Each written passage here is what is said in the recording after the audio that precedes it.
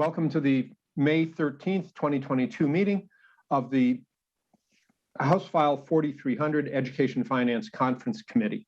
I'm Representative Jim Dabney. I have the privilege of chairing the House Education Finance Committee. Mr. Lee, would you please call the roll? Thank you, Chair Dabney. Chair Dabney. Aye. No, present. Representative Richardson. Present. Representative Sandstead. Present. Representative Hassan. Present. Representative Erickson. Erickson present. Senator Chamberlain. Senator Chamberlain. Senator Coleman. Senator Coleman. Senator Duckworth. Here. Senator Eichhorn. Senator Eichhorn. Senator Wigger. Here. All right, that's the roll call. Thank you, Mr. Lee. Members and members of the public, we have presentations on two dimensions of House File 4300 today. The first focus will be on the importance of the early childhood experience and moving then to presentations on the impact of discipline and suspensions on learning. And then we will return to the early childhood focus with more practitioners and parents later in today's presentations. I'd like to open this by welcoming Chair Pinto from the House Early Childhood Committee to the conference committee. Chair Pinto, welcome. Please introduce yourself as you know and proceed with your testimony. Thank you for being here. Thank you so much, Chair Dabney, and to members of the conference committee. Really glad to be here. I chair the Early Childhood Committee in the House. I'm State Representative Dave Pinto, and appreciate you taking time this morning. I know that there's a strong focus in both bills on literacy, and then the House bill addresses many other topics as well. And one of those is early childhood and early learning. And so this is a chance today to talk about the connection between early learning and the many, many other things that we want to have going on for kids. And so I have invited Mr. Chair, with your permission, Jeff Nagel, who has expertise in the connection between early learning and learning as kids are getting older, and would love to have him kind of kick us off this morning. As you know, we've got a little bit of a separated schedule here because of people's availability. The plan is to have Mr. Nagel present and then to address the topic regarding non-exclusionary discipline and then come back to early learning after that. But would love to have Mr. Nagel start us off this morning. Thank you for that, Chair Pinto. And Dr. Nagel, thank you for making time in your day to join us and help to set the table here for a conversation on the importance of early childhood education. Dr. Nagel, welcome to the committee. Please state your name for the record, and then please proceed with your testimony. Hi, good morning, everyone. My name is Jeff Nagel, and Chair Dabney and Chair Pinto, thank you so much for the invitation to come back and present to you all in Minnesota. So I'm going to share my screen here and get rolling. Everyone see that okay? Okay, wonderful. If you have any problems, just start waving and I will try to figure out what's going on. Anyway, it's great to be with you all, and I'm here to talk about the larger context of early childhood, which is the importance of the totality of experience, because we often focus on education or learning, but that is just really one component of the early childhood experience, not the totality of it. And oftentimes, I think we've all gotten educated over the last number of years on the importance of brain development, the importance of toxic stress. But I think we need to also start focusing on what does it mean to really support schools to be successful, and what does it really take to eliminate the achievement gap, which we're all frustrated about. And are we looking at the right place to fix that if we're really just focusing on the schools?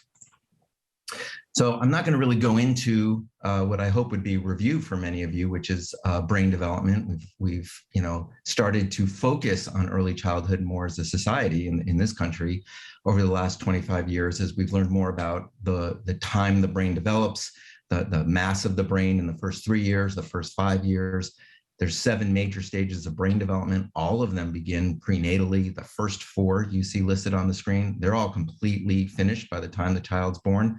And so we're really trying to impact the brain connections that are made, the right connections that are there, and then the myelination. But that's for another day if you want to get into all those details. We've also learned a lot in our society about toxic stress and the impact of what goes on for a child who's experiencing repeated traumas, just repeated challenges in the environment, and how difficult that makes it for them to succeed in school and in life and in health and in all sorts of areas.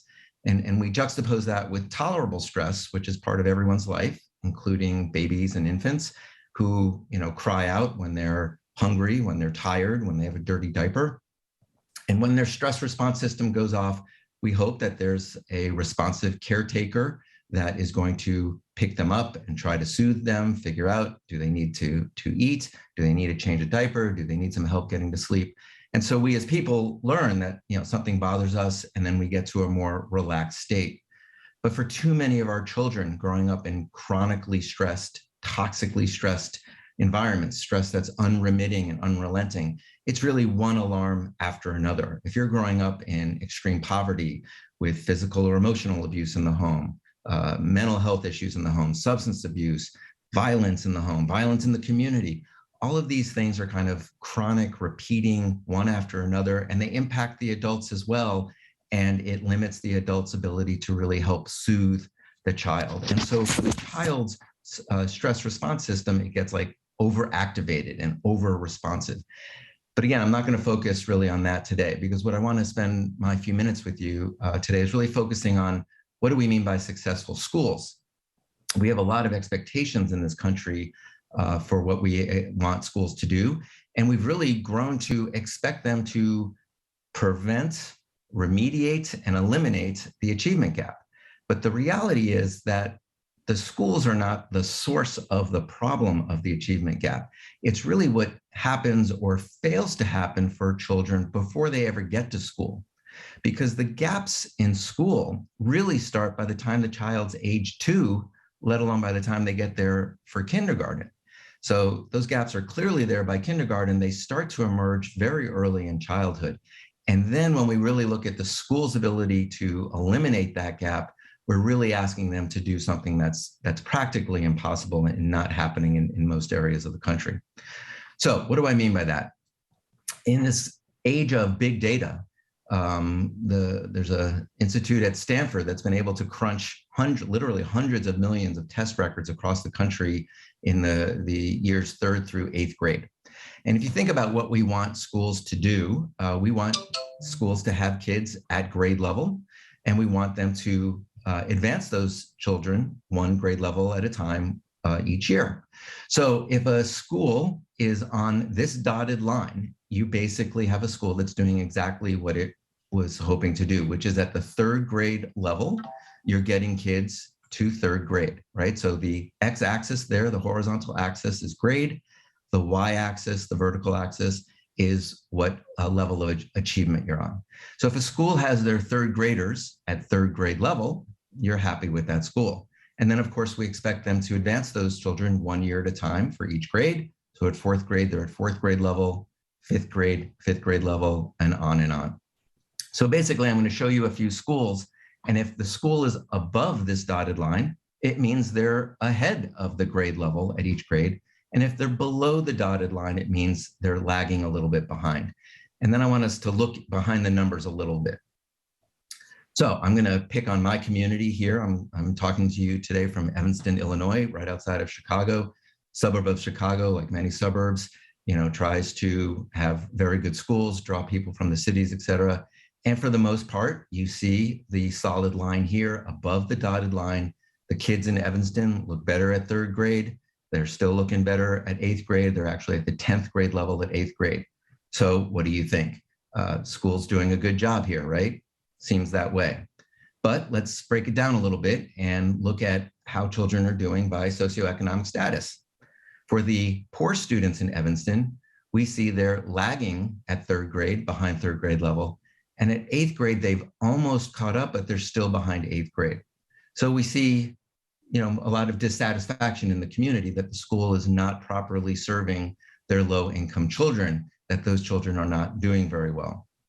And of course, we juxtapose that with the quote unquote non-poor students who are doing exceedingly well in this town. They at third grade are well above third grade level. And by eighth grade, you see they're at almost 12th grade level. So doing exceptionally well. So when you look at this chart, do you see failure, school failure, or do you see school success?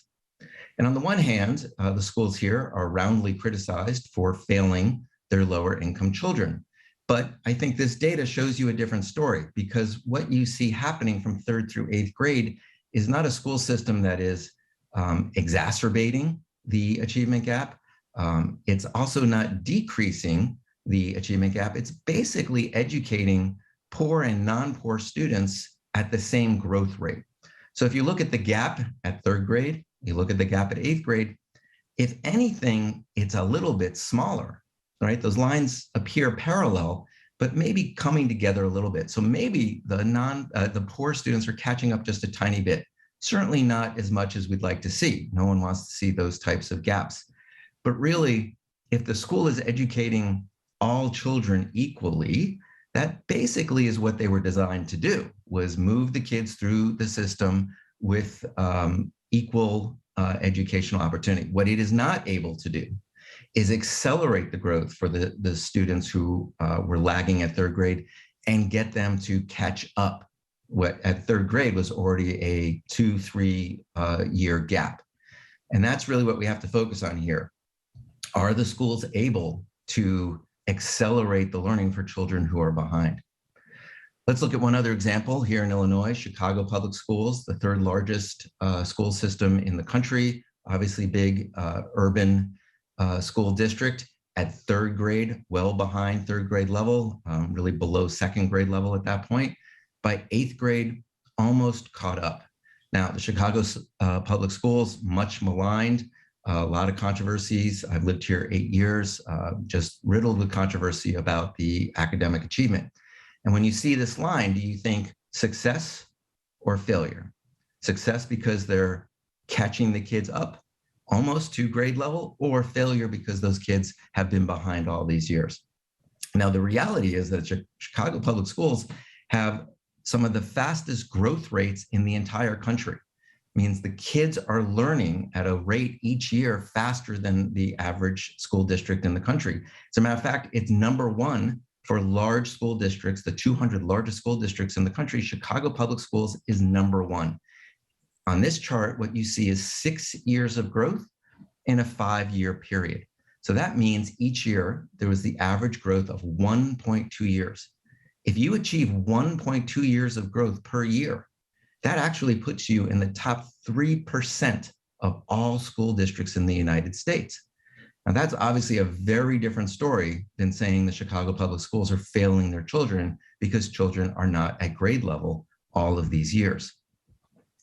So just to close out this point, the red dots you see on the screen are the non-poor students. The white dots or yellowish dots are the poor school districts. So this represents 11,000 school districts in the country, more than 300 million test records. And you basically want to be higher up on this chart. Higher up means more academic achievement. And you see the red dots are clearly doing better than the other dots. So the non-poor kids are achieving higher levels. But if you look at growth, how much did they grow each year in their academic level? And now you see tremendous overlap. The schools, by and large, on average in this country, are advancing the students, poor and non-poor, at the same rate. And so if we constantly look at poor schools or failing their children, we're failing to account for the status of the children's academic abilities when they come into the school. Looking at this in another way, this was a diagram that was in the New York Times, and it basically looked at a subset of these 11,000 schools. And if you were on that red line with the dot in the middle of the bullseye, that's the average, right? So that's advancing children 1 year at a time. If you're above that dot, your district is doing better. If you're below that dot, your district is below advancing kids 1 year at a time. The size of the dot is the size of the school district. So let's see what it would take or what level your school would be in if you were advancing kids just an extra 0.1 per year. So if you, on average, got 5.5 years of growth out of a 5-year period, your district, your entire district would be doing so well that you're in the top 20% in the United States. And if you got 1.2 years of growth each year, that means over the 5 years, you got 6 years of growth, you'd be a top 3% school. So just getting that little extra 20% each year to get you 1 extra year over a 5-year period, that makes you a top 3% district in the United States. That's how tough it is to get the academic acceleration, if you will. And so when we're asking schools to do something that they were really never originally designed to do, we're asking them to do a really Herculean task. And just to put this in perspective, how difficult this would be. In Illinois, we had a goal of getting 90% of all kids proficient on academic achievement when they started high school. So that means at the start of 9th grade, they were at 90%. And currently we were at 36% when we started the goal. To get to that goal of 90%, this is the tremendous growth that would be needed. If we got 1 extra year from 3rd through 6th grade, something that only 3% of the districts could do, let alone the entire state, if we got 1 extra year of growth, we would still only get to 58% of our goal. If we got 2 extra years, that means 7 years in 5 years, we'd only get to 77% of our goal. It would take 8 years in 5 years, 8 years of growth in 5 years to get to that 90% goal.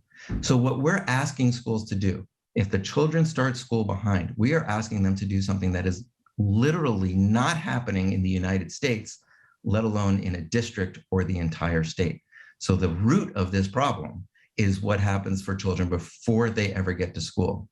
Now, if any of you want to see how your districts are doing or how the entire state is doing, you can go to this website, which is listed here at the top of the screen, and you can follow the prompts and get data for every school district in the country, obviously all the districts in your constituencies, or for the state as a whole. So you can see exactly how your district and state is doing. And just to wrap up, I want to remind us kind of how we got here, right? So where did our educational system come from? Well, our education system was designed in 1850 by Horace Mann, who was not an educator, but he was one of the country's first state-level Secretary of Education. He took it upon himself to learn about the best educational systems in the world. The Prussian system was really known as the best at that time. He went over there, he learned about it, and he essentially brought it back to the United States.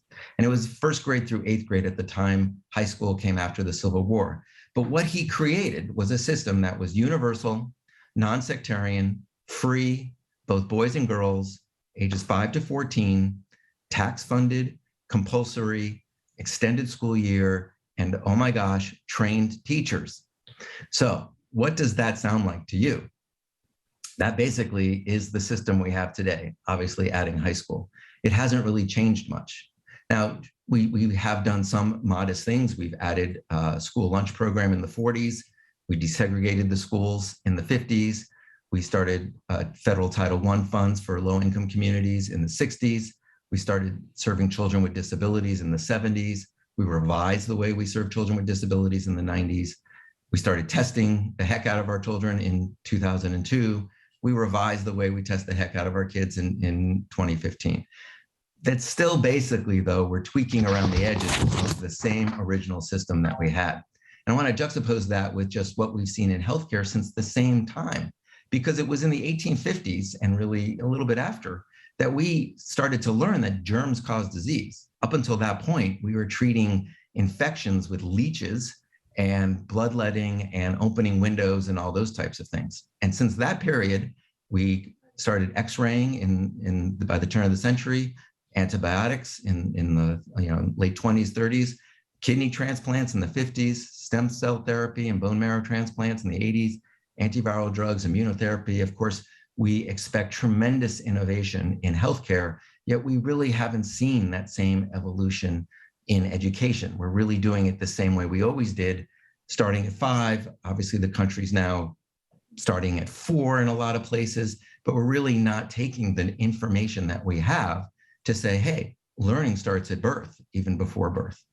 And so really the most important aspects of all of this is broadening what we mean by early education to the importance of what are the active ingredients that encompass a child's experiences before they even start school. And the answer to that is about relationships. So as you as legislators, as decision makers about the allocation of resources, hear about programs, and you think, okay, how is this going to help children? You should be thinking about how is this building relationships for our children in this state? Because relationships are the key point to how children do in the early childhood period. So you think in real estate, it's location, location, location. In early childhood, it's relationship, relationship, relationship.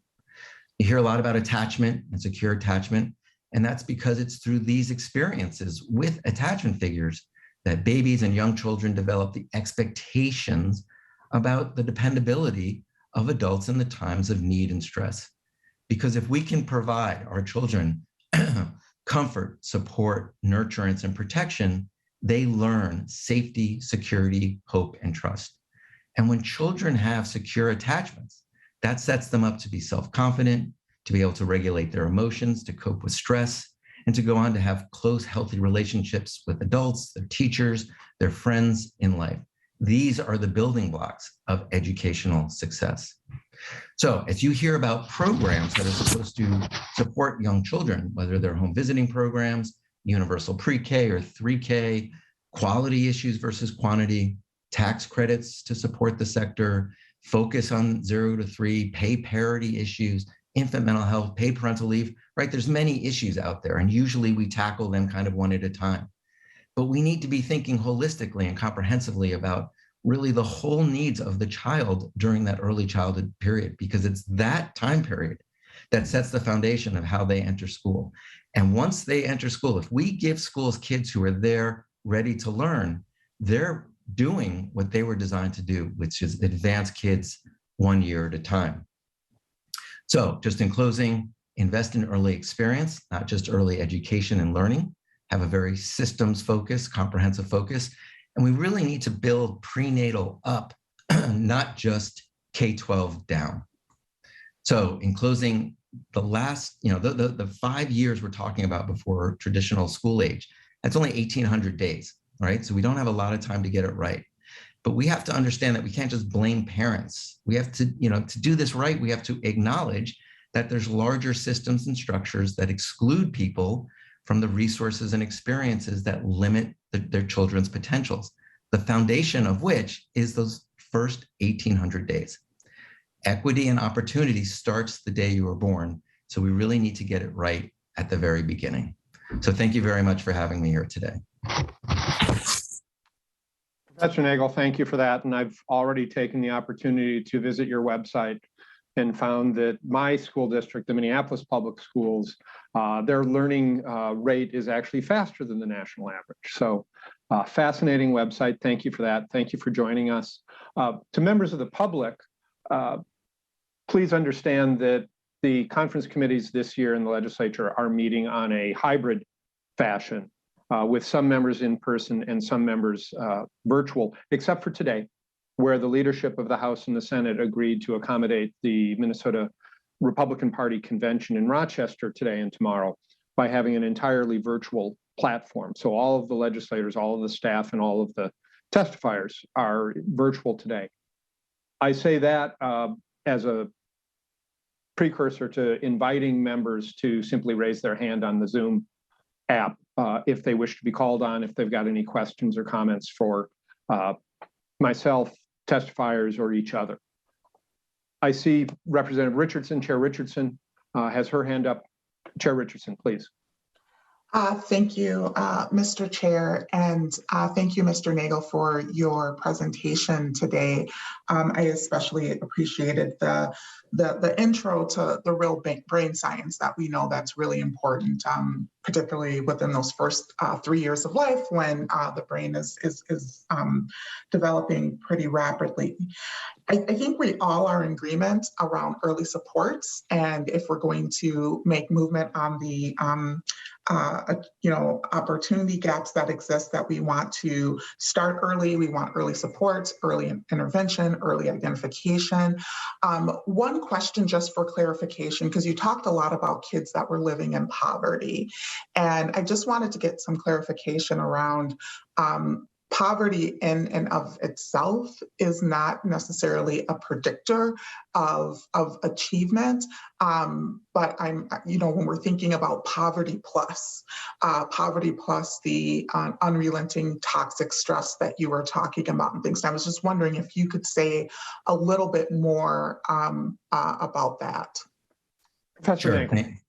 Sure. Thank you very much, Mr. Chair, and thank you for that question, Representative Richardson. So, it's a great point. Of course, being in poverty, usually we break down these data by race, by socioeconomic status. There's lots of different ways to do it. I think it's never just because, or it's absolutely nothing to do with just being poor means you're going to have these educational outcomes. What I was trying to say at the end is we have to, we normally blame poor people individually for their poverty, for not, picking themselves up by their bootstraps. We blame parents for a whole host of reasons. And what I'm trying to say is there's larger systems context here that kind of trap people into their poverty or limit their opportunity. And all I'm trying to shift the focus here on is we often point to the schools as failing these children. And I'm saying we're failing the children. We, the larger we, the systems, the structures are failing the children before they ever get to school. We don't really have an early childhood system to speak of. Our system for children is school, and school is an educational system. Children need much different things before they get to the educational period. Their education in the broadest context is how they learn to get along with other people.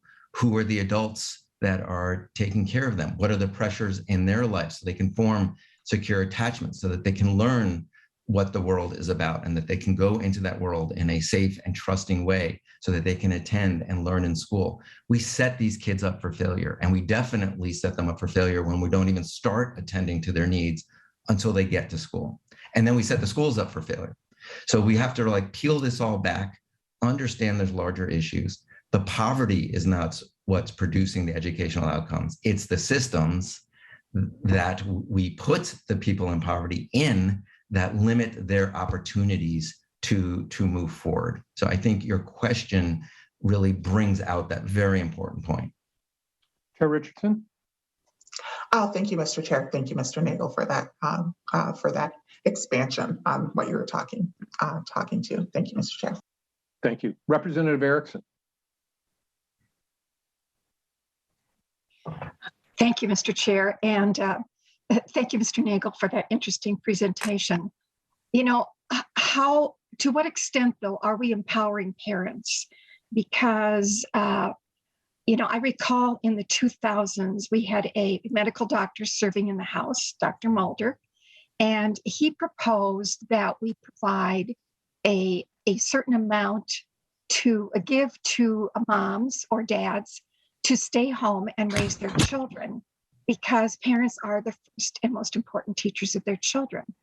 So I was disappointed that we never moved forward with that, because I thought it was a great policy. And to me, we have to look at policies that will empower parents to be able to spend time with their children, and the medical profession to intervene in those early years, because they're seeing the children. I think regardless of the poverty level, most children are getting vaccinated and are seeing some kind of doctor, a pediatrician, or perhaps a nurse practitioner. So can you comment on that connection between the medical profession, the parents, and then later we move into the government arena of state schools? Dr. Nagel.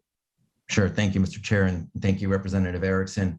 You're right. We put a lot of the responsibility on the parents, and then we send them on their way to figure it out. And so something like paid parental leave is so critical so that people have the financial security to be able to be home with their children, especially in those first weeks and months we're the only developed country that doesn't support parents with paid parental leave. Maybe you have that now in Minnesota. I'm not sure.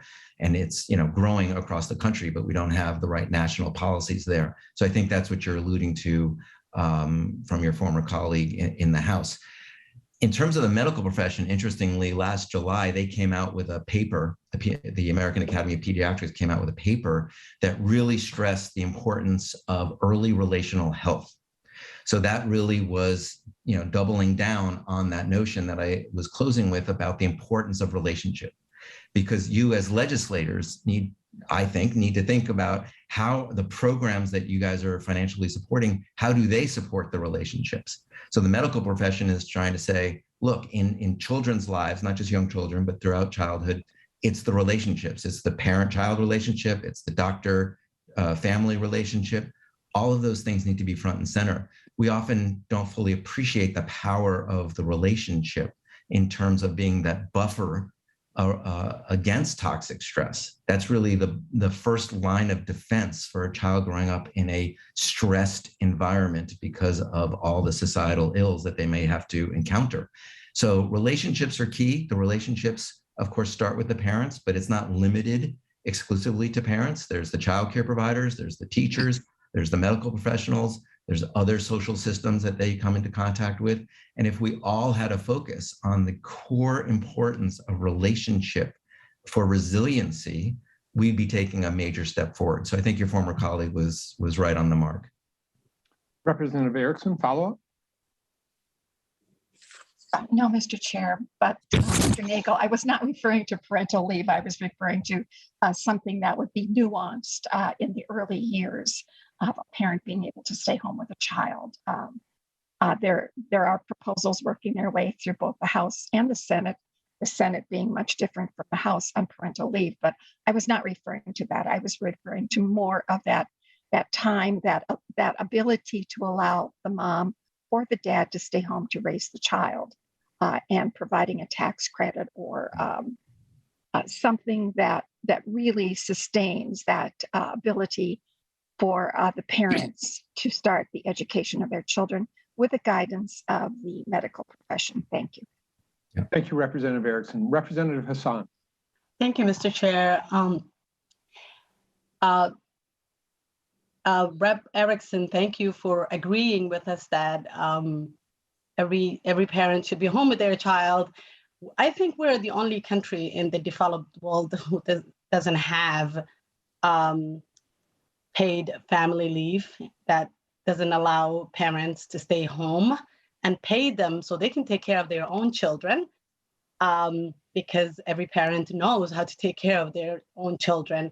And the nuances of culture and tradition and religious beliefs, all of that comes in play with when you're raising children, because every family and every parent and every culture raises children differently. We don't have a universal way to raise children.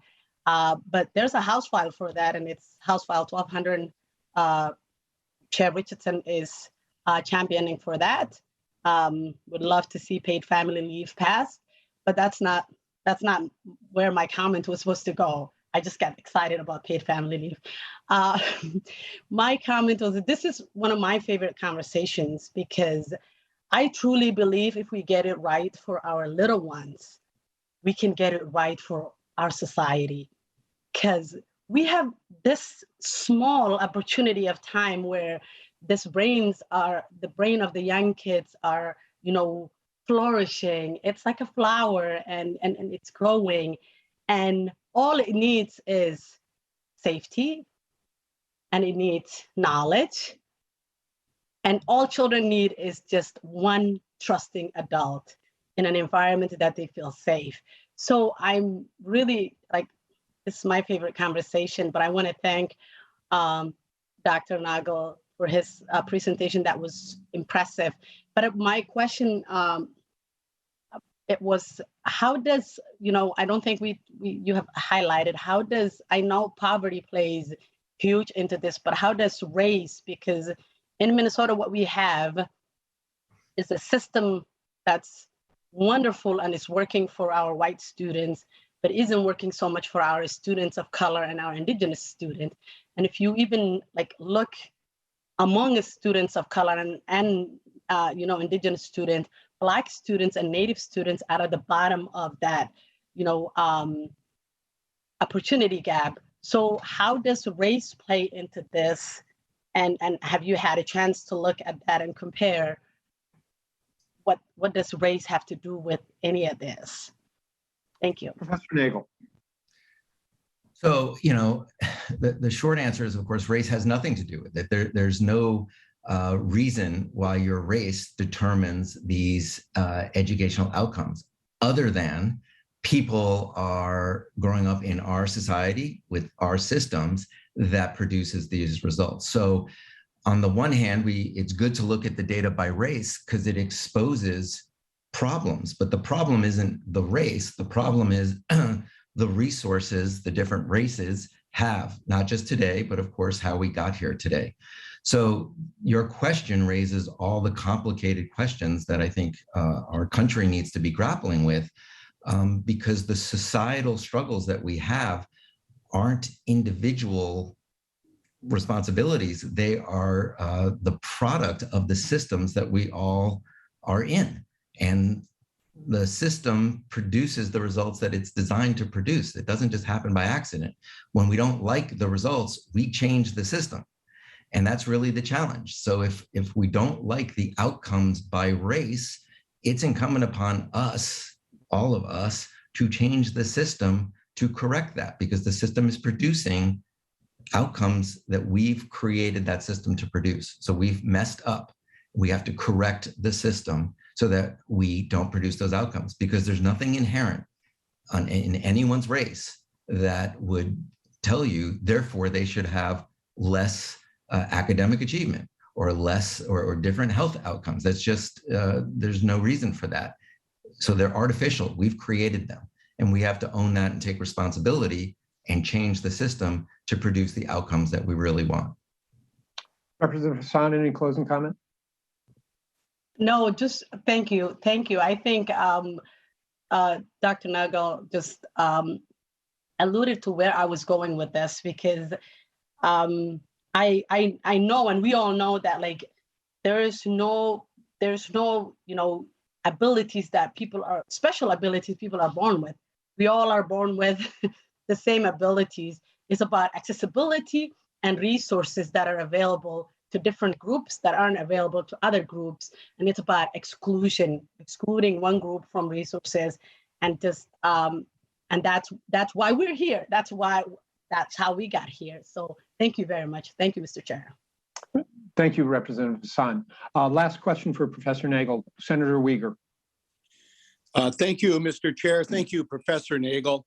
I want to point out, for at least 50 years, the legislature has been looking at the importance of early education. Senator Jerry Hughes, former E12 Policy Finance Chair and President of the Senate, introduced and passed the early childhood family education and several other initiatives. And there's been bipartisan support, and I'm sure we'll eventually be able to continue on that progress, hopefully, in this conference committee.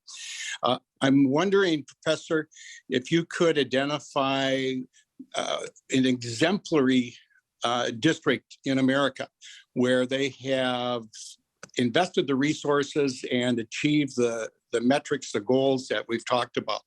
We know there needs to be early intervention. There's a link to reading proficiency, et cetera. But what district has gotten this right? And I'll leave it at that. Dr. Nagel, do you have a favorite? I don't have a favorite district. I would say, I think we have to look at the totality here. The bigger question isn't about a district or a school.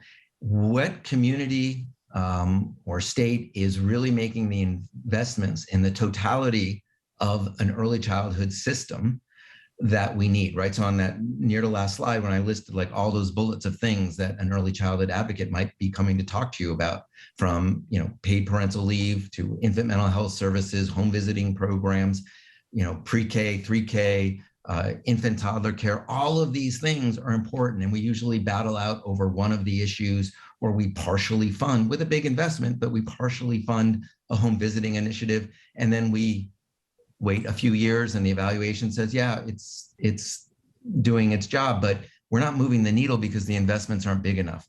We haven't made the big systemic investments in young children. The biggest investments we've made state by state, everything is different, is in pre-K. So pre-K ended up kind of subsuming the early childhood issue. And oftentimes, there were many times I would meet with legislators, I'd be there to talk about early childhood, and they would expect me to be talking about pre-K. And so the terms became synonymous. And so we got like into a trap because we saw this K-12 system and we saw a way of just adding something on and thinking, okay, now we're doing early childhood. But it's much more complicated than that. Now, I don't want to get all political and bring up Build Back Better, but for the Build Back Better, what that was going to do for early childhood was take our largest step by a big magnitude of anything we've ever seen in this country for investments in young children and families. It wasn't going to be the whole answer, but it was going to be a massive infusion that would have truly moved the needle. We are so far from that on any state level. Even the most progressive states who are making some investments, they're nibbling at the edges. We have to completely reconceptualize what is needed here. It's not a few $1 million for a home visiting program or pre-K expansion. I mean, how many years I've been, paying attention to Minnesota for many years. You guys are constantly fighting for more money to put into pre-K and other things, but there's so much more we have to do. So I worry about the question because I worry that it limits us because we have to knock down all those walls and say, this is going to take big restructuring of the investments we make if we really want to see outcomes in school be a lot better. We have to peel it all the way back to the beginning and how we're caring for children and families from day one, or really, of course, during the pregnancy and before the woman even gets pregnant. What is the health? How do you provide healthcare access to women? How do you do planning for the families? How many children do they want? All these things have to be part of the equation so people feel supported and their children are entering a system that is going to support them to succeed in life educationally and in all the other areas that brings. Professor Nagel, great summary, great ending there. We much appreciate your time today visiting Minnesota again virtually, and thank you for the insights. Thank you, Mr. Chair. Thank you, everyone. Members, we now want to pivot to the conversation on discipline and suspensions on learning. We'll return to the early childhood conversation later this morning. But I want to welcome to the committee Dr. Bernadette Johnson, Assistant Professor of the Department of Educational Leadership at Minnesota State University, Mankato. Dr. Johnson, always good to see you. Welcome to the committee. Please state your name and proceed with your testimony. Thank you. It's good to see you as well. Good morning, Chair Dabney and members of the E12 Conference Committee. My name is Dr. Bernadette Johnson, and I'm a member of the Solutions Not Suspensions Coalition and Assistant Professor at Minnesota State University, Mankato, and the former superintendent of the Minneapolis Public Schools. I want to thank you for the opportunity to share my experience with addressing the achievement gap and discipline disparities that create exclusionary environments for our students in PK-12. I knew as superintendent I had to tackle this persistent issue because students who are not in school cannot learn, students who are pushed out of school lack a sense of belonging, and students who don't learn how to do school cannot develop agency. Therefore, I started with our littlest learners by putting a moratorium on suspending students in pre-K through second grade for nonviolent behaviors. That same year, I promised every family who enrolled their child in kindergarten that they would be reading at grade level by winter break. And that level is appropriate for 4 months of rigorous instruction by the fourth month of school. Our state has such grappling discipline disparities, well, actually disparities all the way around, but discipline disparities for students of color and for students with disabilities. This happens when teaching is not rigorous, expectations are not clear, and consequences don't match the behavior, and when consequences differ based on student demographic. How did I notice that, Superintendent? Well, my academic leadership team and I reviewed suspensions for every student to identify what we could do to identify trends and behaviors to allocate resources and to target professional development. This led to an investment in school-based mental health models, rewriting disciplinary policies to remove subjective categories like the 3Ds, disrespect, disorderly, and defiant, and increase professional development and an emphasis on keeping students in school so they can learn to read, write, and compute. I often share the example of a kindergarten student who kept putting on lip gloss and creating distraction to her teachers. The teacher asked her to put it away, but she didn't. And the teacher grabbed the lip gloss, and the student reacted and pushed her chair back to the floor and ran out of the room. The student was suspended for being unsafe. Again, lost instructional time. Or the story of the two middle school boys who both broke items in school. The Black child was suspended for vandalism, and the white child was sent home with his mom with a stern talking to, because it was found out that his parents were going through a divorce. Exceptions for one kid and punishment for another. I know it's critically important to focus on reading, as it is foundational to all other learning, and we must improve and implement strategies that work for students. I don't need a billboard to tell me that 40% of white students in Minneapolis can't read, or that only 20% of Black students can read. I don't need the mere attention to the failure to teach students to read. I know this from personal and professional experience. I emphatically know that you can't learn if you're not in school. And I know that nothing will change if we don't also create an imperative that students not be pushed out of school.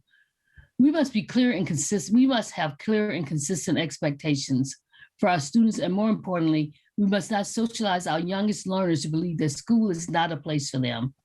When we start suspending our littlest learners, we say school is not for you. You can't develop the skills to stay in school to learn.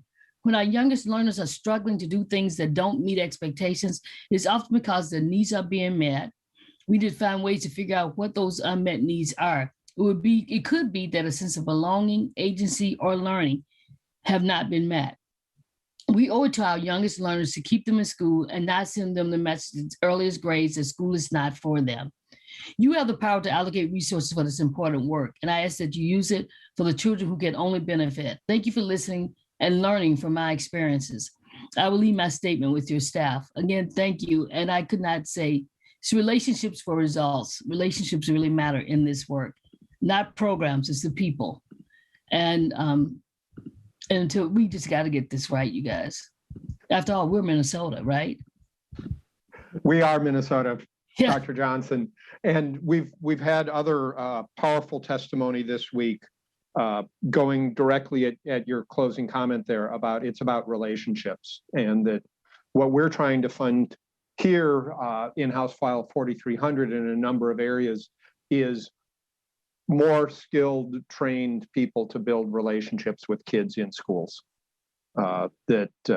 It's not necessary. The programs are important. The people who are delivering the programs are what's key, to your point.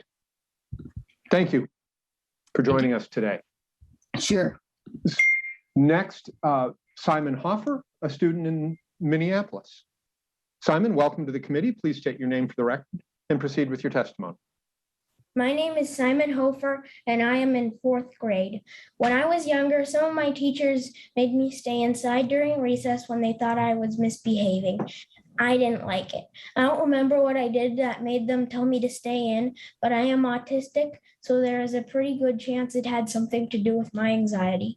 I get anxious a lot in school, and sometimes I say things I shouldn't when I get stressed out. Sometimes I need to move my body when my teachers want me to sit still. In any case, I had to stay in for recess, and it didn't make me feel good. It just made me feel depressed, and it didn't help me behave the way my teachers wanted me to. I made a list of 6 reasons why recess and lunch should not be taken away from kids. Kids need to eat. They will get more grouchy when they don't. Kids need to exercise and get fresh air. Taking recess away almost never helps. It just makes things worse. When we have to stay inside instead of playing outside, it usually just makes us more likely to make bad choices. What if someone just has anxiety like me? Then it isn't so much their fault anyway. I don't think teachers are trying to be mean, but making us stay inside doesn't help kids to do better. I would like teachers to stop taking recess away from kids when they misbehave. Most of us are trying really hard to make good choices, but sometimes we just can't. Giving us punishments that just make it harder for us to behave just doesn't make any sense. Thank you. Thank you, Simon. Next, Elizabeth Duffy, who's an occupational therapist. Ms. Duffy, welcome to the committee. Please state your name for the record and proceed with your testimony. Hi, I am Elizabeth Duffy, and I'm an experienced occupational therapist with over 14 years of experience and some within schools. And I currently co-own a private practice, and I'm a president of a nonprofit called Minnesota Neurodivergent Education Advocacy and Therapy Services, or Minnesota NEAT for short. And I'm also a mother of a young school-aged child who has an IEP. And I really want to thank Senator Duckworth and Representative Edelman for their leadership in this bill. And I also want to thank the three people who went before me for their testimony, as I think it builds on what I'm about to say. We have heard repeatedly throughout the session about the importance of implementing evidence-based practices in our school. And the last few decades of evidence is clear that punishments and rewards are ineffective in the long term. And the reason being is that they do not address the underlying reasons why so many of our children are struggling. And a lot of that is those unmet needs, unrealistic or unmet expectations, issues with the environment, issues with the activities themselves. Sometimes it's our neurology, but we really need to be thinking of better solutions based on our current understanding of neuroscience and development that do target some of these underlying factors that impact our children's ability to learn, to feel safe and connected, and to be healthy. And recess is one solution. And here's why. Children are more attentive and more productive in the classroom when they receive regular breaks for recess. Recess also promotes not only physical health and social development, but also cognitive performance. A student's ability to refocus is stimulated by breaks from the classroom. Recess also promotes social and emotional learning by offering time to engage in unstructured peer interactions. Recess offers children valuable opportunities to learn communication skills, negotiation, cooperation, sharing, and problem-solving skills. Recess also offers children a necessary means for managing stress. The research basis for these points are included in your packets. The practice of withholding recess is not only ineffective at best, but harmful at worst. As Simon was saying, it definitely did not help him. And it often exacerbates some of the underlying factors that are impacting our children. Additionally, recess is often withheld from children with undiagnosed or diagnosed learning disabilities, ADHD, autism, or who are struggling with their mental health. We've heard a lot of emphasis on literacy and many conversations about mental health, and all of these things are incredibly important. There are common sense steps that we can take to ensure students are ready to learn and able to take advantage of these investments. And one very simple step we can take is to support these efforts to end the practice of withholding recess as a form of punishment. And that is what we are asking you to do. Thank you very much for listening to my testimony. Thank you, Ms. Duffy. Next, Idil Abdul, a parent advocate. Ms. Abdul, welcome to the conference committee. Please state your name for the record and proceed with your testimony. Thank you so much, Mr. Chair and members of the conference committee. Good morning. I hope you're enjoying the lovely Minnesota weather we have. My name is Idil Abdul. I am a Somali autism mom and advocate. First, I would like to thank Representative Richardson for her relentless focus and tenacity in this issue. I come before you today to ask to keep students in the classroom to learn. I know that you all want children to succeed in school. We all want to eliminate Minnesota's shameful education gap. It is humanly impossible for any student to learn when they are not in school. I understand the administrators and principals' perspectives in wanting to have suspension in their toolbox. I also understand teachers not being equipped to handle and just go for the low-hanging fruit, which is kicking the kid out of their learning environment. I want you all to understand that these are the needs of the adults. And yes, we should support and provide needed resources to all educators, but we must and we shall put students first, always. Education is about the students. It's not about the adults who chose this profession. What Richardson is asking is to keep young minds in the classroom.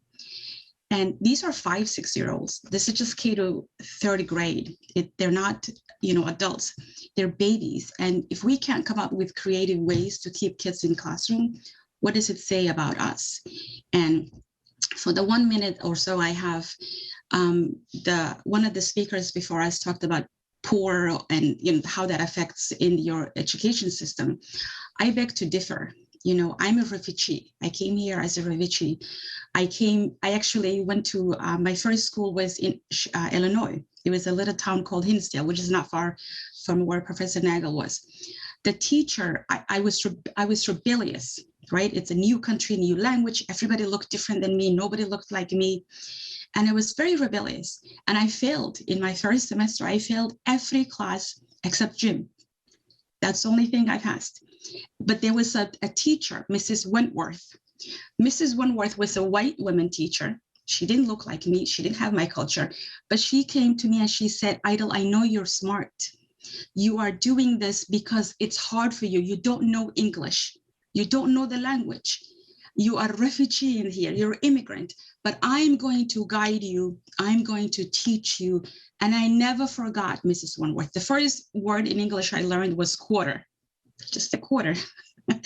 And she taught me money first. And she said, this is how you're going to be successful. And, to make a long story short, I graduated even all the way to college in summa cum laude. And so it is the teachers, it is the principals. My principal, Mr. Smith, would always say, I'm going to make you stay in school because I know you can do the work. I'm not going to kick you out. I'm going to make you stay in school and learn.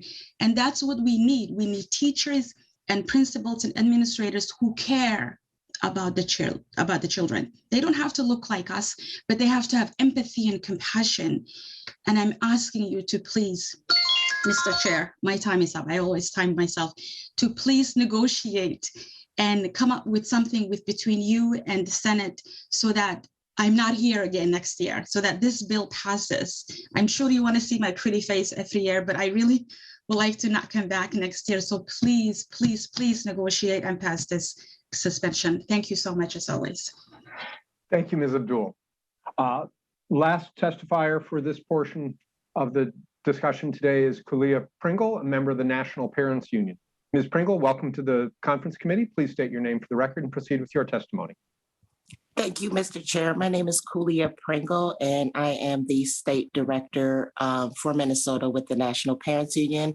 I'm also on the steering committee for Solutions Not Suspensions and a member of Dignity in Schools, a national organization against school pushout. I'm going to testify. I don't want to restate what I've stated before in my previous testimony. We all know the data disparities that exist when it comes to disciplinary policies. I want to speak as I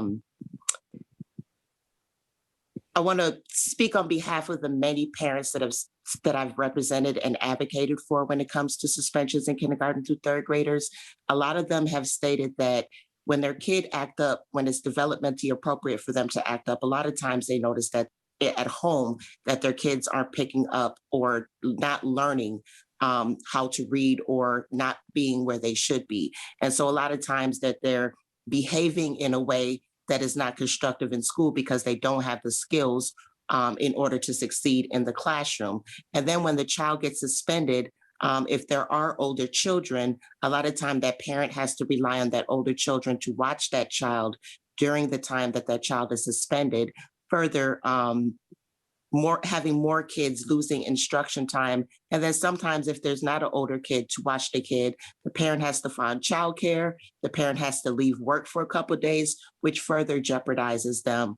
For me, if education is supposed to be the true equalizer, how are we to interrupt generational poverty when kids are getting kicked out at the time where they're supposed to be learning the foundational skills of reading. We all know about the disparities, and many folks forget that these kids have to grow up and they will have kids. And so, and then their kids end up falling into the same trap. I'm with Ideal. I don't want to be back here again. I mean, I want to be back here again next year fighting for something else, but not this common sense policy. Like, I don't understand, why is it so hard? What is the issue of not removing or finding creative ways in order to redirect our youngest learners? Many folks spoke about relationships early on.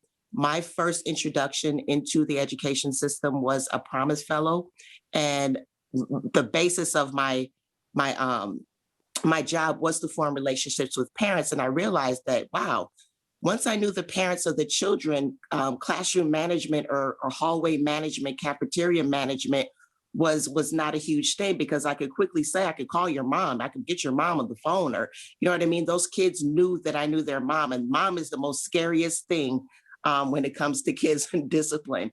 So again, I'm with Ideal. Please, please, please find some common ground and show our youngest learners that we do value them. Thank you. Thank you, Ms. Pringle. Members, questions, comments as we look to close out this portion of the agenda? Representative Erickson. Thank you, Mr. Chair. Discipline policies are locally designed and created. So if a district does not want to allow a K-3 student to be suspended, they can make that decision. Same is true with the promotion of suspensions. Districts can choose to have policies like that. So I recommend that parents talk to their school boards and their school officials and drive for that policy, because to make it a state mandate is not going to work across the state, because there are schools that want the traditional type of discipline. When I've spoken with principals, they want children to learn there are rules, and rules need to be followed, like there are laws that need to be followed. So I just wanted to put that on the record, Mr. Chair, because these are local decisions. Thank you. Thank you, Representative Erickson. Chair Richardson. Thank you, Mr. Chair. And I also want to thank our testifiers who continue to come to the legislature to speak of the need of addressing the really unacceptable discipline disparities that we have within the state. And just to be clear, when we look at the school discipline disparities, we're among the worst in the nation in terms of the suspension rates for Black students, Indigenous students, and students with disabilities. Our rates here in Minnesota are much higher than the national rates across all of the states in terms of exclusion and of kids from school. And I think it's really important that we talk about the elephant in the room, because we have a disturbing pattern in this state where students with disabilities are receiving more punishments more often than students without disabilities. And Black and Indigenous students are receiving punishments more often and longer than their white counterparts. So there is a huge disparity here that is built into the discretion and the choice that school districts have. And I think it's important to talk about within the discretion, that's where the disparities breed and grow. Because when people can make a decision to look at two students who have done something really similar and say, you are going to get an exception and you are going to be suspended, that's not teaching children accountability. That's teaching children that there are going to be different consequences for people based upon their disability, based upon their race. And I don't think that that's the message that we want to leave with our parents or with our schools as well. And I think it's really important to look at the data that is out there because this is a situation that is impacting districts across the state. It's not a metro problem. It's not a rural problem. It is impacting school districts across the state. And if we are really, truly interested in closing the opportunity gap, if we're really truly interested in closing the achievement gap, then that means that our kids need to be in school getting the instruction. And I'll be clear that we work together on a bipartisan basis to pass a pre-K suspension ban, and this is just looking at addressing that and getting it to K through 3 to address that disparity. Thank you, Mr. Chair. Thank you, Chair Richardson. And again, thank you to the testifiers for joining us today on this issue. Senator Uyghur. Oh, please. Thanks, Mr. Chair. I just totally agree with everything that Chair Richardson just said. And but Simon Hofer, I think he's still on. I so much appreciated having a student perspective on this. And Mr. Chair, if it's okay, if Simon is able, could he just share what's his dream as he goes through school? And we know he's a part of our future. And is there any dream that he'd like to share as he continues his education journey? Simon, did you hear Senator Uyghur's question for you?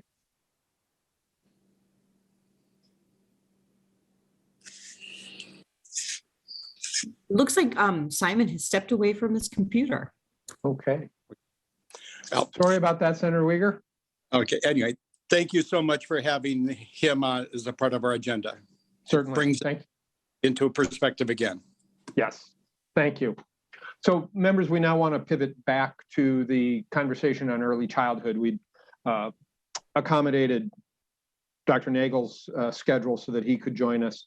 We now want to pivot back to that, and starting with testimony from Megan Gunner. Dr. Gunner is a Regents Professor at the University of Minnesota's Institute for Child Development. Professor Gunner, welcome to the committee. Please state your name for the record and proceed with your testimony. Thank you for joining us today. Thank you, Mr. Chair and members of the E12 Conference Committee. I am pleased to be here and have the opportunity to talk with you. My name is Megan Gunner. I'm a professor of child development, as the chair just said, at the University of Minnesota. Early childhood experiences and how they shape brain and behavioral development is my area of expertise. And this is why Chair Pinto asked me to speak with you today. As I imagine you've been hearing from other speakers, in 1st to 3rd grade, children learn to read. After that, they read to learn. And this is why it is so critical to ensure that children are fluent readers by the end of 3rd grade. However, as any 1st grade teacher will tell you, in order to teach a child to read, that child needs a firm foundation in language and pre-literacy skills. Those are the skills that children begin to develop as infants and which develop rapidly during the early years of life. The first 3 to 5 years of life are a period of extremely rapid brain growth. When the brain is growing rapidly, it is also the most open to being shaped by experience. This is a prime time for setting the child's brain up so the child will be ready for formal schooling when the time comes. Critically, the first 3 years are when language centers in the child's brain are being organized. Children learn and understand words before they can talk themselves. Comprehension comes first. That is why it's so important to talk with children before they can talk. A language-rich environment where children are part of conversations prepares the child's brain for that burst of vocabulary growth that begins around 18 months and continues for the next few years. Once the burst in language production starts, children in language-rich environments often produce an average of 10 or more new words a day. By 3 years of age, a child's vocabulary is predictive of their reading fluency in 3rd grade. There is also an enormous gap between children in language-rich and language-poor environments. High-quality early childhood programs are designed to reduce this gap by providing a language-rich environment for all their learners. High-quality early childhood programs for low-income and other vulnerable children will foster language comprehension and production that will set the child up to learn to read when they get to elementary school. But pre-literacy skills include more than just having a good vocabulary. Children who grow up around books already are primed to learn to read. They know that a book has a front and a back cover, and how to find the front and how to hold the book in the right orientation. They know that words on a page go from left to right. They know, in fact, that those things on a page are words, and they know that books are fun. They know that books tell fun stories. They have their favorite books and want to read over and over. They are highly motivated to join the club of people who can read the words in a book. Children who grow up in homes that are not book-centric, and perhaps where parents themselves are not literate, need to experience early childhood programs where books are a big deal. Programs where adults read and are excited about books and the stories they can tell, where children have books to explore, where they have the opportunity to memorize books and pretend they can read. High quality early childhood programs provide pre-literacy skills to children who would not experience them otherwise. Children who would not be ready to learn in first grade. Now, of course, books and being read to are not all the pre-literacy activities that support children's readiness to learn to read. Writing is a critical pre-literacy skill. How do you hold a crayon or a pencil? How do you make marks on a page? How do you draw a line? How do you draw a picture? And when you do, does someone write your name on that paper and describe your name to you? Patrick's flying dinosaur, age 3 months. 3 years, 4 months. Does a child learn that you can make a note in order to remember things or make a list to know what to buy at the store? If a young child has these experiences, they learn that everyone can write words, not just the people who publish books. And soon the child begins to write, or at least to pretend to. This pretending is a sign that they are highly motivated again to join the club of those who can write words. They come to school motivated to learn, to write, and to read. Early childhood education creates the literacy-rich environment for children who would not otherwise get these experiences. Learning to read and write is challenging for all children. Teaching children to read and write is challenging for all teachers, but teaching children to read and write who have not had the pre-literacy background is extraordinarily difficult, and we don't have to waste time. We know how to set children up so that they can learn to read fluently. We know it begins by making sure that all children experience a language and literacy-rich environment during the first 3 to 5 years of life, when their brains are absolutely primed to absorb this richness, and when making all the neural literacy connections helps the brain to grow. I strongly urge you to support high quality early childhood education for all children, but especially for children from low income homes where parents have little time and energy to provide that language rich pre-literacy experience that their children will need to be ready to learn when they go to elementary school. Thank you.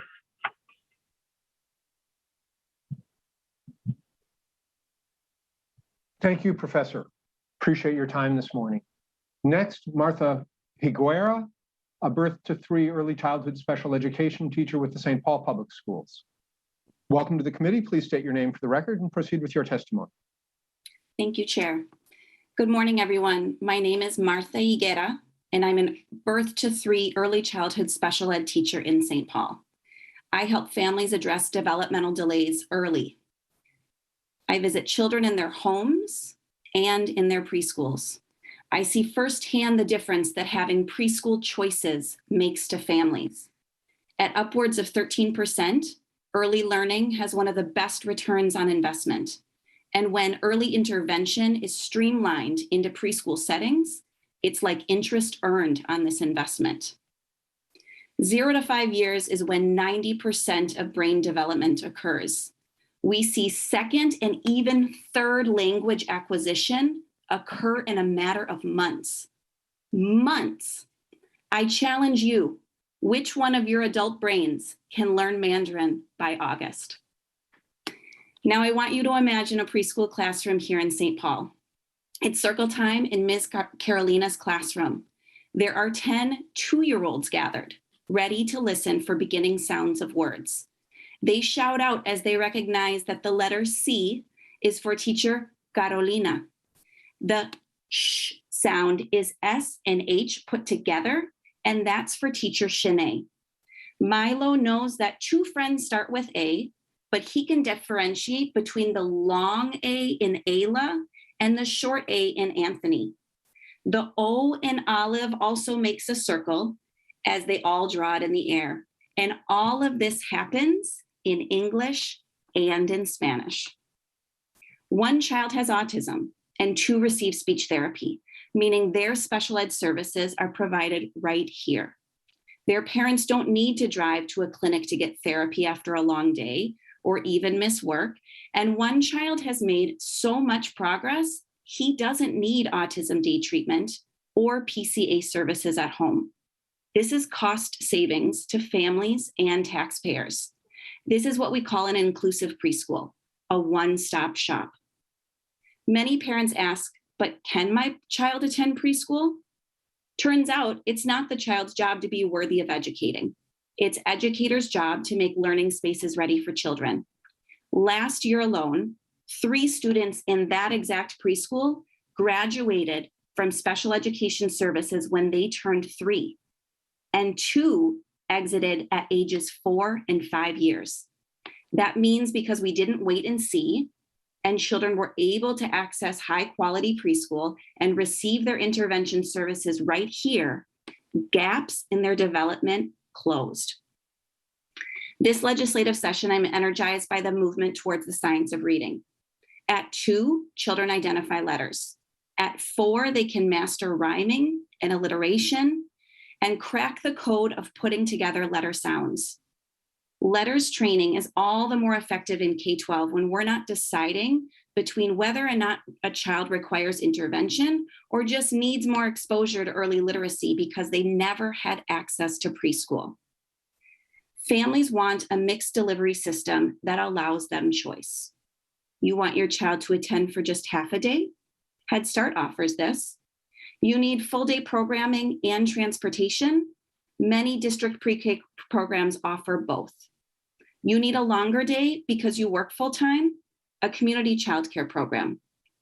Early learning scholarships, CCAP sliding scale programs, and district-sponsored pre-K benefit families of virtually all income levels, myself included.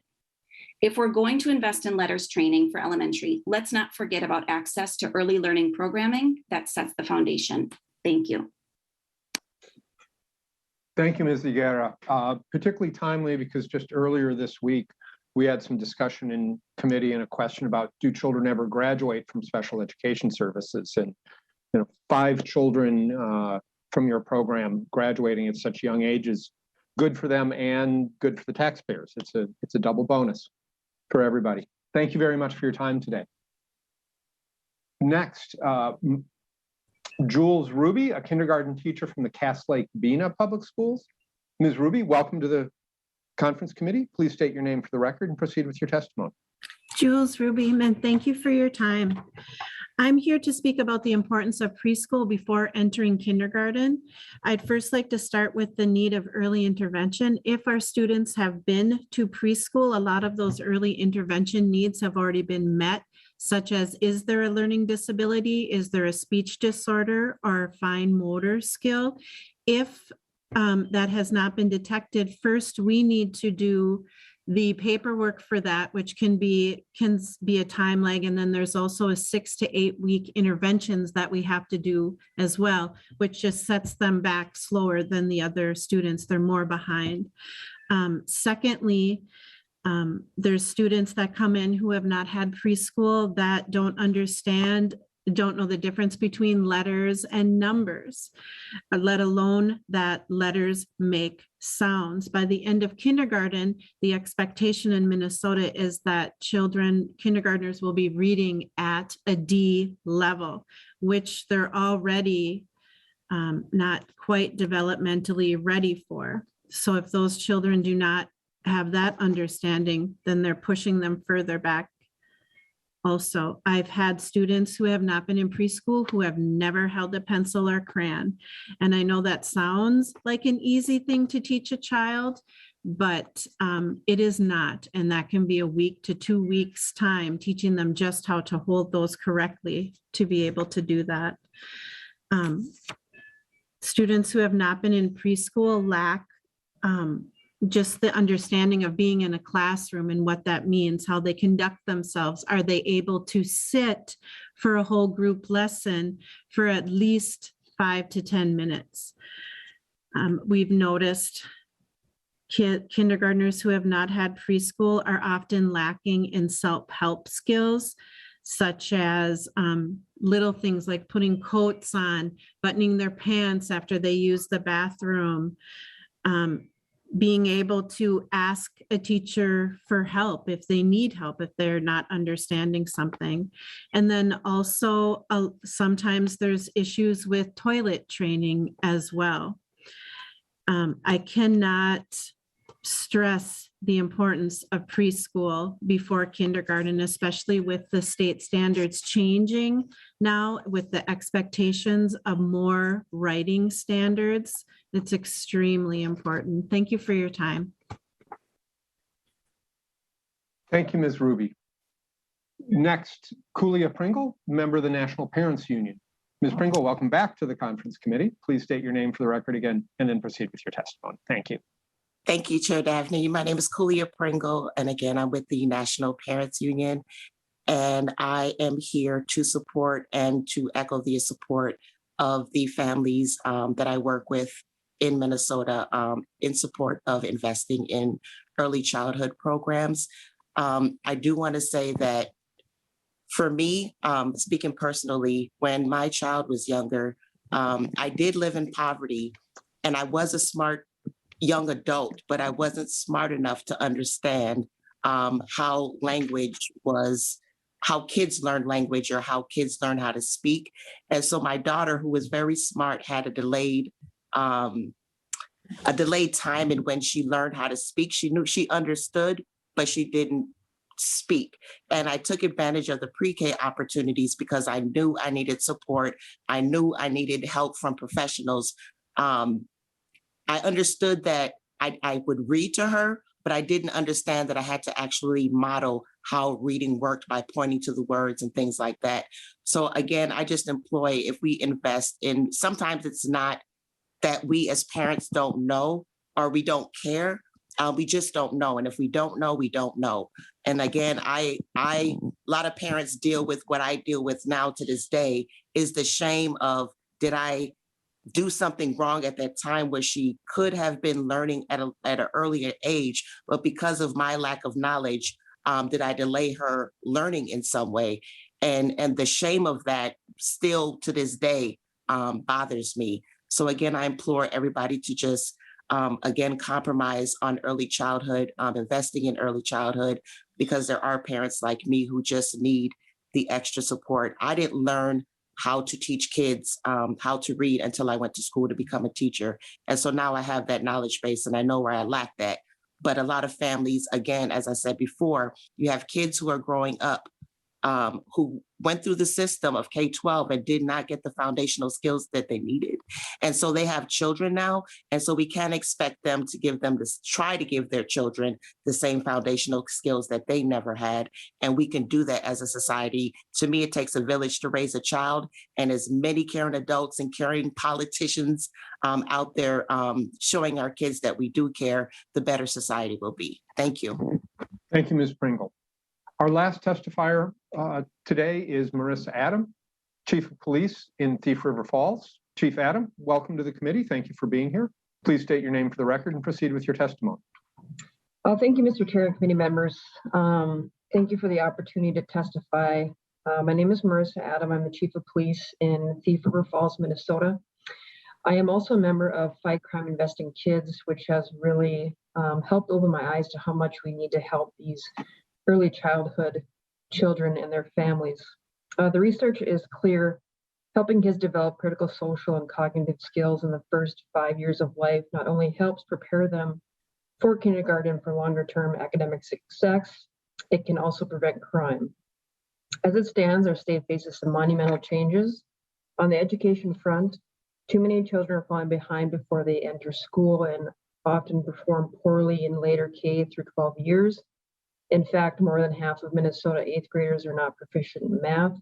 Nearly 2/3 are not proficient in reading, and 16% of students are not graduating from high school on time. In fact, more than half of, I'm sorry, I apologize. Here in Thief River, and speaking with our director of Head Start, their program only are for those that are low-income families, which I think is great. But also we have those families that are working, single parents or two parents together, and they have to pay for early childhood school and daycare And there are 100%, children of families that are falling through the cracks. It's not cheap for early childhood care here in Thief River. And, we do have, which I believe is a financial crisis in our school district, because we can't afford to keep teachers on, we can't afford to keep paraprofessionals on. We're losing those good teachers, and that is only going to push children into bigger classrooms and not having that one-on-one focus for kids that really need it and they need it to succeed. On the public safety front, we're facing high rates of criminal activity. According to data from 2019, there were more than 13,000 violent crimes and 117,000 property crimes committed in Minnesota just that year. And the incarceration pre-release services budget is at $460 million per year. Thankfully, that there are investments that would help address both of these issues. Kids who are prepared to learn by the time they enter kindergarten have greater academic success, which we have, heard. Additionally, studies have found direct links between quality early childhood education and crime reduction with remarkable results. For example, children who did not participate in the Chicago Parent-Child Centers program were 70% more likely to be arrested for a violent crime as a teenager. Lack of investment comes at a human price and at an economic price too. Cost-benefit analysis of early childhood education programs have demonstrated a large positive return on investment, including through savings realized from crime reduction. We are in an opportune position this year to invest in young children, meet the needs of working families, and enhance Minnesota's public safety. Thank you again to the committees and chair for your time and consideration today. Chief Adam, thank you for taking time out of your day to join us and with that message, connecting early childhood and societal well-being overall. Questions, comments from members? Oh, Mr. Chair, could I ask a question of Chief Adam? Please, Senator Uyghur, please. Yes, thank you, Mr. Chair. Thank you so much, Chief Adam, and showing the direct correlation on if we want to reduce crime, prevent, let's have early involvement in education. Your citation of statistics back that up. I'm wondering, has this been presented to the chiefs of police for Minnesota as a position for them in terms of crime prevention or other law enforcement organizations? Chief Thank Adam. you. Thank you for the question. Thank you, Mr. Chair. I don't know personally myself. I have not presented to them on this. I am unaware if it has been presented to them by someone else. Senator Uyghur, any follow-up? Thank you, Chief Adam. Again, I do a big shout out for your work, and I'm sure that your message would resonate very well with your state group and hopefully nationally. Thank you. Thank you. Representative Sandstead. Thank you, Mr. Chair. I think Representative Pinto has his hand up. He may want to respond to that question, and I'd be happy to come back. Mine is not directly for the chief. All right, thank you. Representative Chair Pinto, can you help us out here on Senator Uyghur's question? I certainly can, Mr. Chair, and Senator Uyghur, thank you so much for raising that. What I want to highlight for members of the conference committee, members of the public as well, is that there's actually a letter signed by a number of police chiefs, sheriffs, and prosecutors that I believe is in your packet. I know Ms. Burt will correct me if that's not right, and we'll make sure to get it out to you, but I believe that it is.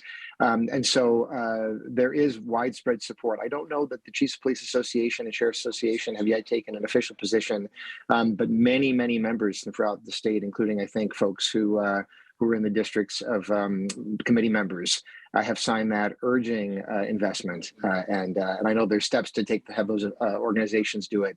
But for now, widespread chiefs, police, and prosecutors, and you should have that. Thank you, Mr. Chair. Thank you, Chair Pinto. Representative Sandstead, back to you. Thank you, Mr. Chair. I just want to follow up on something that Jules Ruby had mentioned earlier. And one of the things that I've been hearing through all of the testimony today is the importance of early childhood education and really how it can be preventative in a way for long-term disabilities in education, whether it's reading or other things. You know, just a personal story. My husband and I have 3 children. We have a biological child and we've adopted 2. And when we had our first child, he was crazy bright and brilliant, but very challenging in many ways. And you know, I don't think my story is different than many parents' stories. Sometimes you don't know what you just don't know. And as bright as he was, we didn't realize that he was on the autism spectrum. And it wasn't until 3rd grade that he was actually diagnosed. All these little quirks and all these little things kind of came into play.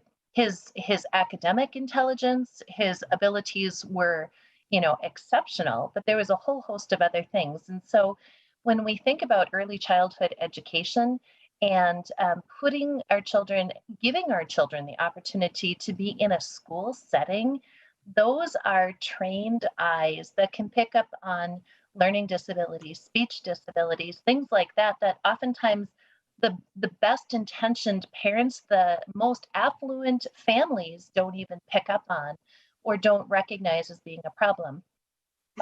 In my case, this was our first child. We didn't have anything to compare it to, so we didn't know any differently. And when you think about some of the comments from Representative Hodan Hassan and Representative Richardson, when you're talking about access to resources, Greater Minnesota oftentimes, you know, lags in some of those areas too. And those school settings really provide, again, that trained set of eyes to help catch some of the things. And ultimately, an ounce of prevention is worth a pound of cure. And we're hearing success stories about, you know, 3-year-olds graduating from early childhood special education and doing well. So I just really applaud you for taking up this topic today and really exposing the importance of this. And I just want to thank all of our testifiers today. Thank you, Representative Sandstedt.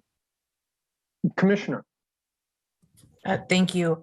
Good morning, everyone. And thank you very much to the testifiers for coming in and sharing your experiences and your expertise and your background.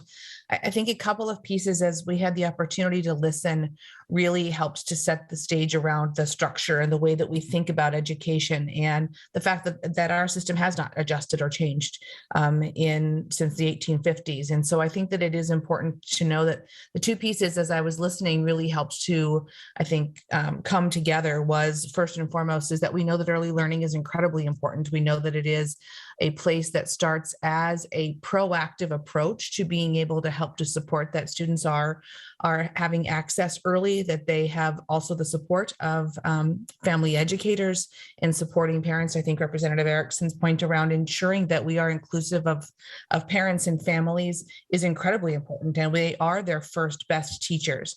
And unfortunately, we also know that we have students who their families are not the safest place for them to be.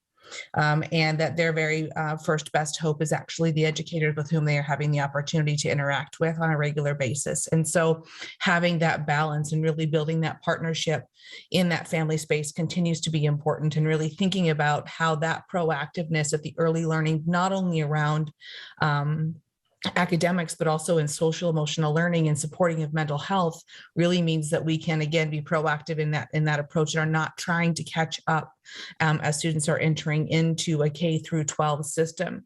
And I think also recognizing then that in some of that space in that social emotional learning is also what we've heard a little about is those positive behaviors, interventions, and supports, and thinking about what that means as students move into that K-12 setting, and specifically around Chair Richardson's proposal on K through 3 suspensions is, I don't know that we are having a conversation about a difference between whether or not there is discipline. I think that the nuance in the conversation is the difference between punishment and discipline, and that in a disciplinary process, we have the opportunity to really teach students to be able to make a better choice. There may be consequences, but there is an approach that is preventive, supportive, and then corrective in that action.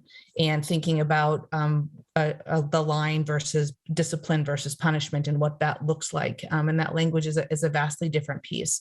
And so it is true that our school districts and charter schools across the state can make decisions based on their school boards in what those disciplinary processes look like. And also knowing that we need to be consistent. And as we are teaching these pieces, it starts as early childhood and really moves into where we are as a K-12 setting, where we teach academics, we teach and support social emotional learning, and we teach and support behavior in more of a disciplinary approach. So I just appreciate being able to hear all of these pieces and really connect them. So thank you for that. Thank you, Commissioner. Last, I'm going to return to Chair Pinto. Thank you for your leadership over the years in this area and continuing that. How would you like to close out this discussion today, sir?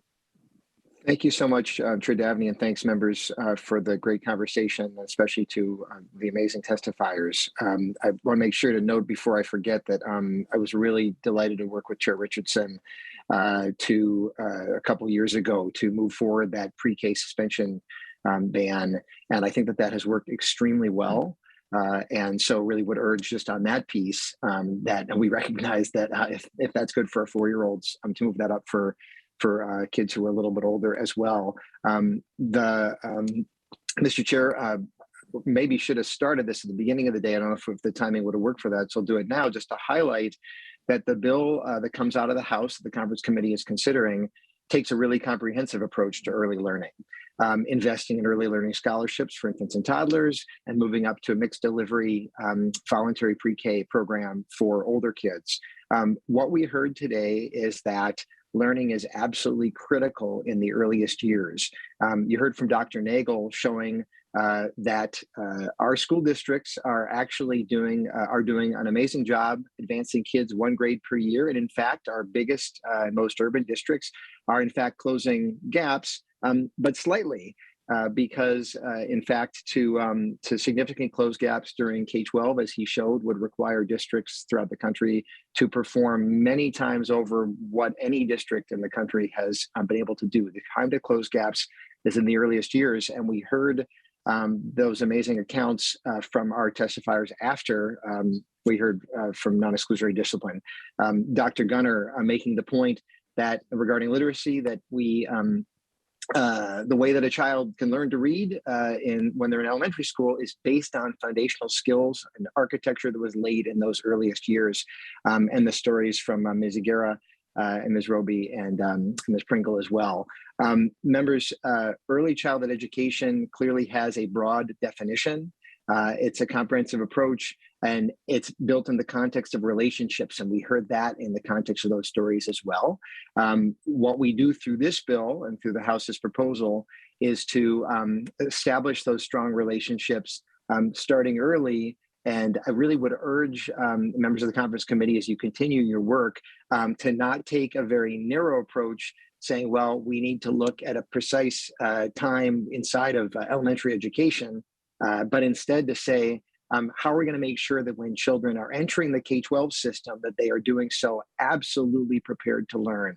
And everything that we heard today indicates that the way to do that is by investing early and giving kids those powerful, enriching experiences in the earliest years. And we heard some great stories about that. So, Mr. Chair, I really appreciate you taking the time, and members as well, carving that out this morning. And I hope that we're able to finally make progress. As Senator Uyghur said, we have been at this for decades. And it's really time to step forward firmly and say that we're going to take advantage of the science and the research and what it says in terms of helping kids to be ready to learn. So thank you again, Mr. Chair and members. Appreciate it. Thank you, Chair Pinto. Members, thank you for the time this week. On Monday, the House again will have the gavel. We will be focusing on our comprehensive literacy proposal that is part of House File 4300. And I look forward to that. With that,